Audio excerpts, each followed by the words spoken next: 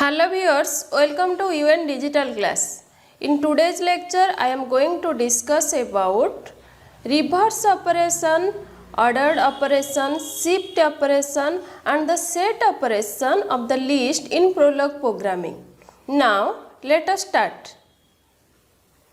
First of all, I am going to discuss about the reverse operation. Here, suppose we have a list L that contains the element A, B, C, D, E and we want to reverse these elements. So, the output will be E, D, C, B, A. For doing this reverse operation, we have to create a predicate. Suppose that predicate is list reverse and it takes the input that is the list which we want to reverse and it produces a list which is the reverse of our input list, that is the reverse list. For doing this reverse operation, we have some observations. First one is, if the list is empty, then the resultant list will be empty. That means if the list which we want to reverse and that list is empty, then the resultant list also be empty. Otherwise, if the list is not empty, that means it contains some element. Then we put the list elements like head and tail. And here we reverse the tail elements recursively. Then we concatenate these reversed element with the head of our list. That is the reverse operation. Now look into the program of reverse operation. Here first of all we have to take the concatenate predicate, because in reverse operation here we reverse the element of our tail, then we concatenate these reverse element with the head of our list. For this reason, first of all we have to take the concatenate predicate. Then we take the reverse predicate. In first reverse predicate, our list is an empty list. That means here the resultant list, that is the reverse list, also a empty list. Now look into the second one. In second predicate of reverse, here the list is represented like head and tail. Then we reverse the tail element. After reversing the tail element, then we concatenate these reversed element with the head. That is, first we take list reverse predicate where the list is represented like head and tail. Then reversed, that is another list which contains our reverse list. Here it produces the list reverse, that means here the tail element of our list will be reversed.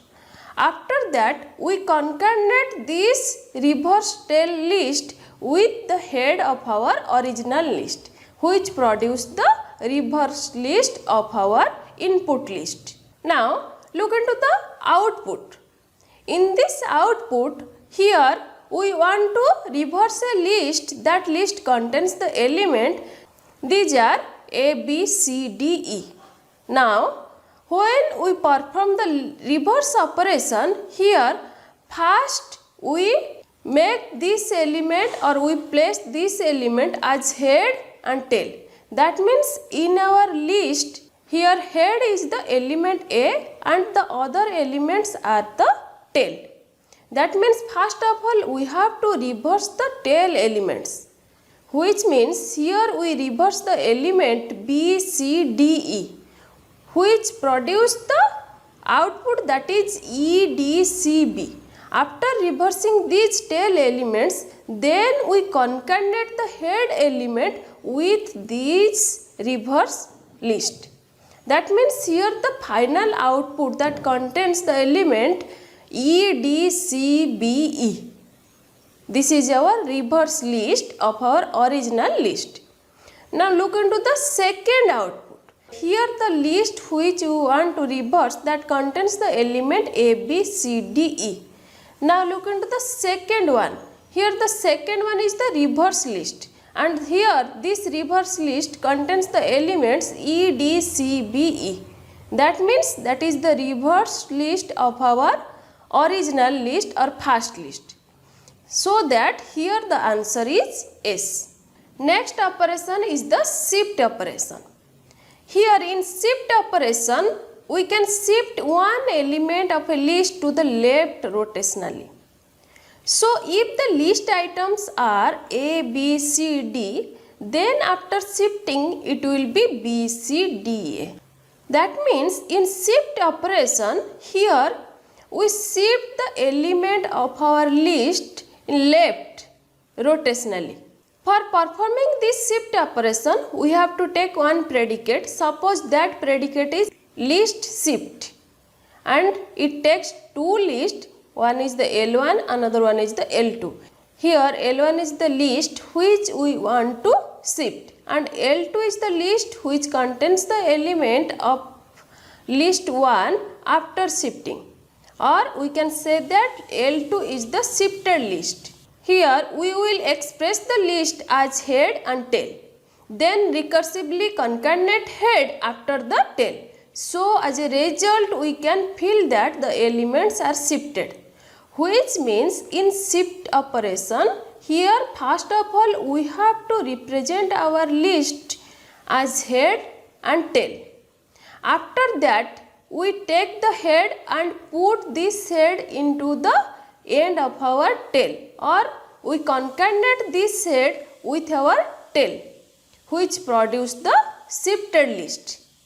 This can also be used to check whether the two lists are shifted at one position or not. That means this shift operation also used to check whether the list is shifted one element or not. Now look into the program. In this program we take the concatenation predicate, because here in shift operation we concatenate the tail with the head. First of all we take the head from our list, then we concatenate this head after our tail. For this reason we have to take the concatenate predicate.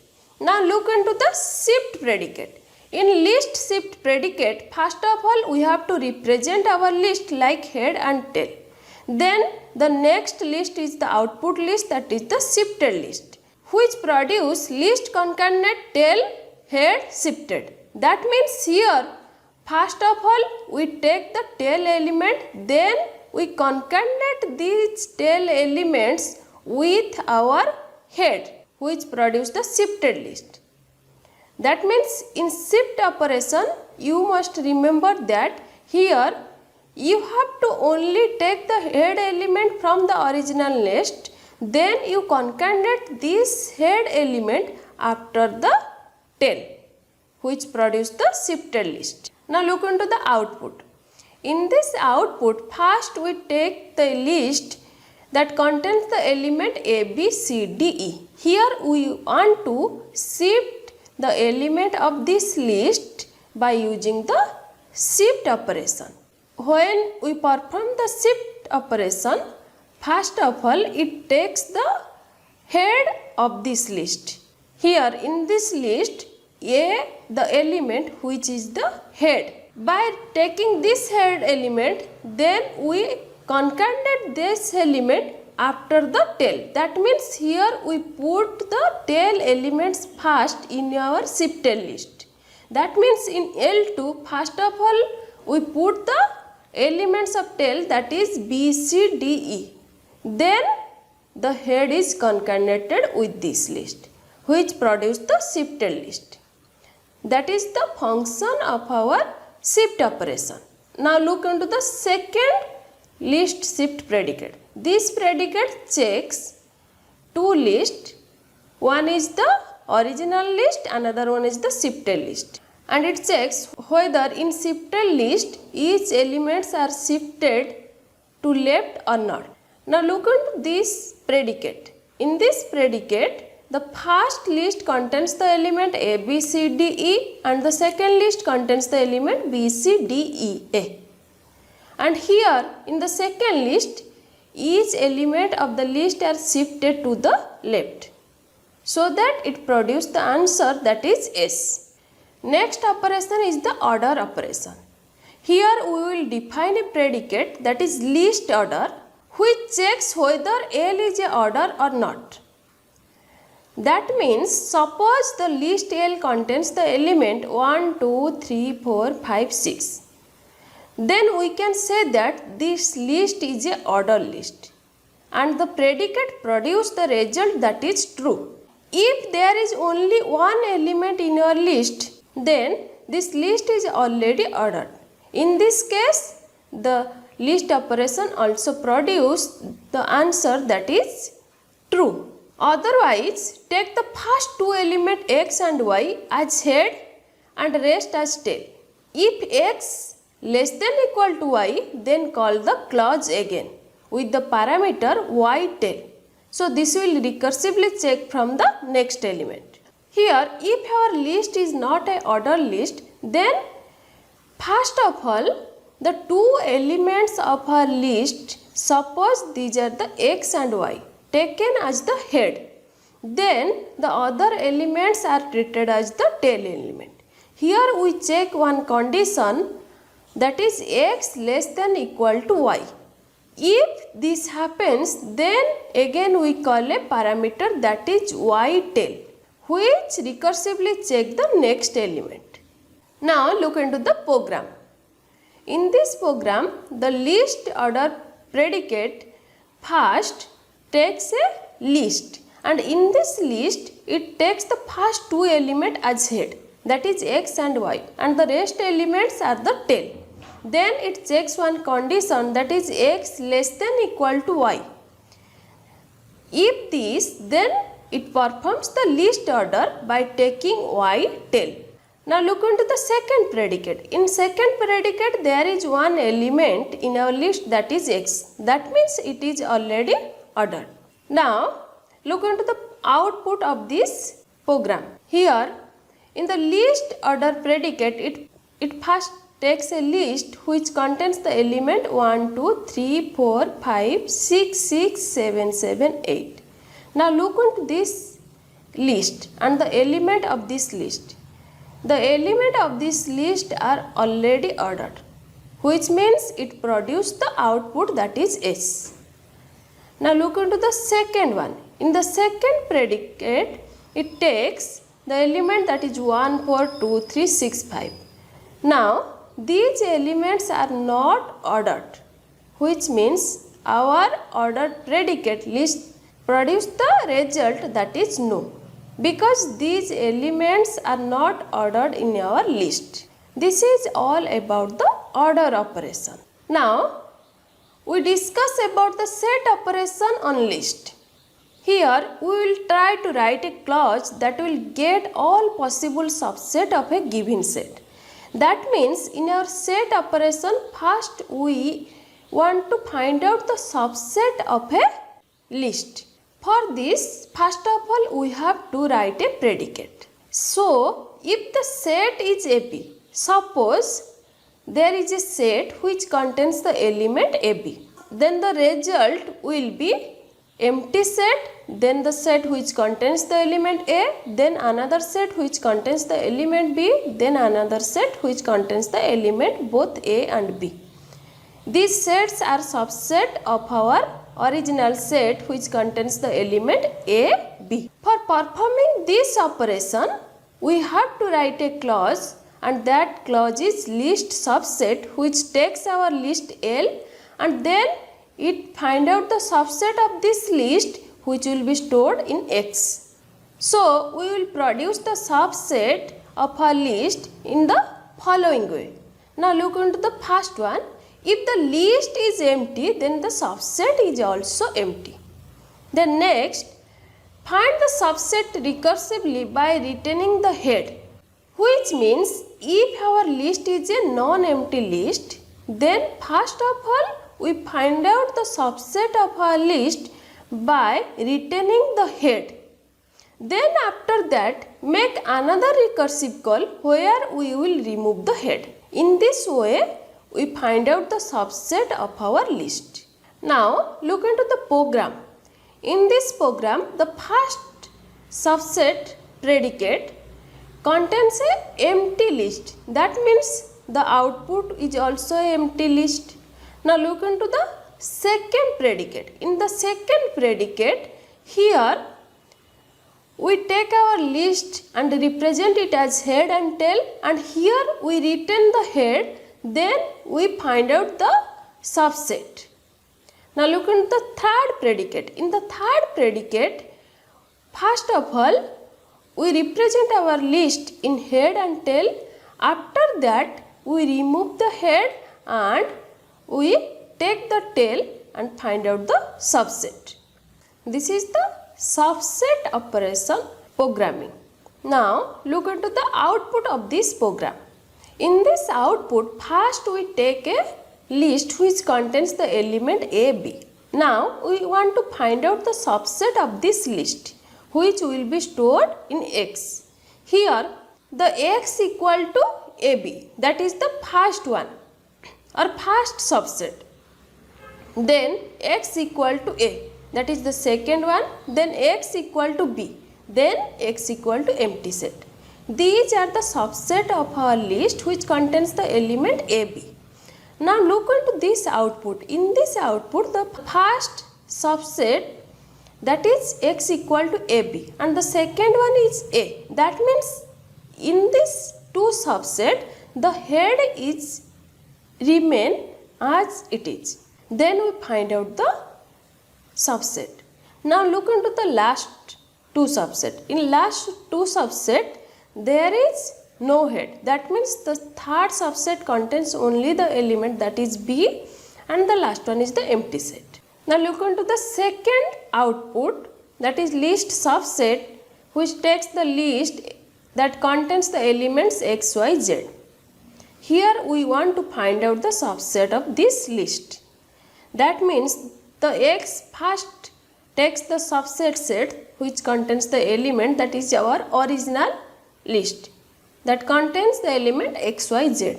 Then we press A to display all the subsets. Then second one contains the subset which have the element X, Y, and third one, that is X, Z, and fourth one, that is X. Up to this our head is written. After that we remove the head and it produces the subset. That means next one is the X equal to Y, Z, then next X equal to Y, then next one X equal to Z, then X equal to empty set. This is the way how the subset predicate works and find out the subset of a list. Next one is the union operation. Here let us define a clause called list union, which takes the list, that is L1, L2, and it produces a union list, that is L3. In union, we know that if two lists have the same element twice, then after union there will be only one. So we need another helper clause to check the membership in our union operation. Now look into the program. In this program, first we take the list member predicate for checking whether this element in one list is present in another list or not. That is the membership checking. If one element is present both the list which we want to perform the union operation, in this case the element will present only once in your union list. For this reason we check the membership of a element. Now look into the list union predicate. In list union predicate, first we take the list which we want to performing the union operation, and that is represented as head and tail. Here X is the head and Y is the tail.